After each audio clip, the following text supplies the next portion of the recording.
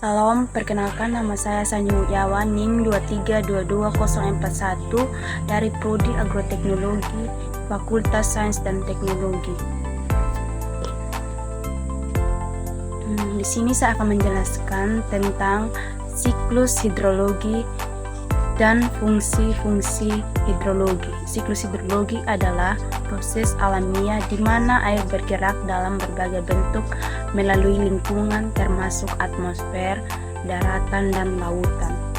Siklus ini terdiri dari beberapa tahapan yang menjelaskan bagaimana air berpindah dan diubah dari satu bentuk ke bentuk lainnya. Berikut adalah penjelasan tentang siklus hidrologi. 1. Penguapan. Siklus dimulai dengan penguapan. Ini terjadi ketika sinar matahari menghantamkan permukaan air seperti sungai, danau, dan laut. Akibat penguapan, air berubah menjadi uap air dan naik ke atmosfer. 2. Kondensasi. Uap air yang naik ke atmosfer akan mendingan saat mencapai lapisan udara yang lebih tinggi. Pada suhu yang lebih rendah, uap air ini berubah menjadi titik-titik air kecil yang membentuk awan. Proses ini disebut kondensasi. 3. Presipitasi. Ketika awan menjadi jenuh dengan air, partikel-partikel air di dalamnya mulai bertabrakan dan bergabung menjadi tetes-tetes air yang lebih besar. Ini menghasilkan presipitasi dalam bentuk hujan, salju, hujan es, atau embun beku, tergantung pada kondisi suhu. 4. Infiltrasi. Air yang mencapai permukaan bumi setelah presipitasi dapat meresap ke dalam tanah melalui proses yang disebut infiltrasi.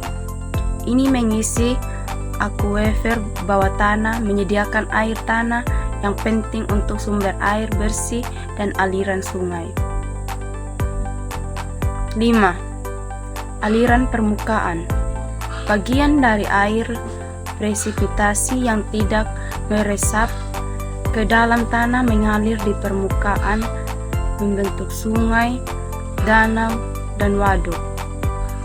Ini adalah air permukaan yang dapat digunakan untuk irigasi, suplai air minum, dan berbagai keperluan manusia. 6. Aliran balik ke lautan. Air yang mengalir di permukaan akan mencapai laut atau lautan. Proses ini memungkinkan air untuk kembali ke sumber awalnya, yaitu laut, dan siklus dimulai kembali. 7. Transpirasi. Selama siklus hidrologi, tanaman dan hewan juga berperan. Proses transpirasi terjadi ketika tanaman melepaskan uap air melalui stomata atau pori-pori daun mereka. Ini mengembalikan air ke atmosfer dan berkontribusi pada siklus hidrologi.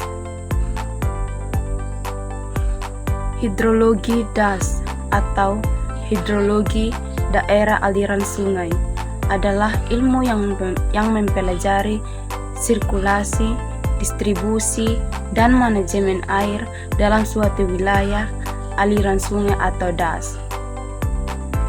Berikut adalah penjelasan mengenai fungsi hidrologi das. 1. Perencanaan.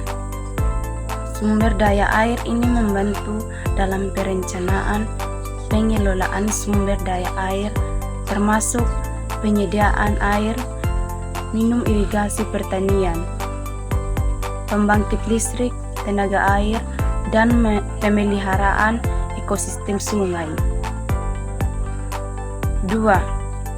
Prediksi banjir. Hidrologi das digunakan untuk memantau dan memprediksi banjir. 3. Manajemen kualitas air. Ilmu ini juga penting dalam memantau dan memelihara kualitas air sungai dan danau. 4. Pengelolaan das. Hidrologi das membantu dalam pengelolaan das secara keseluruhan.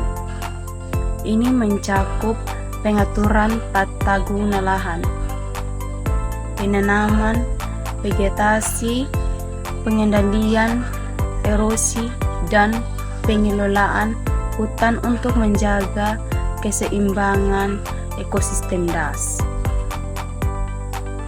5. Pengembangan proyek infrastruktur.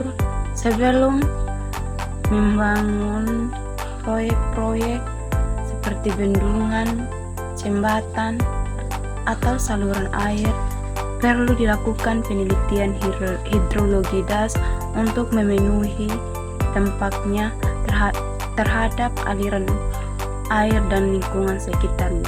Sekian dan terima kasih.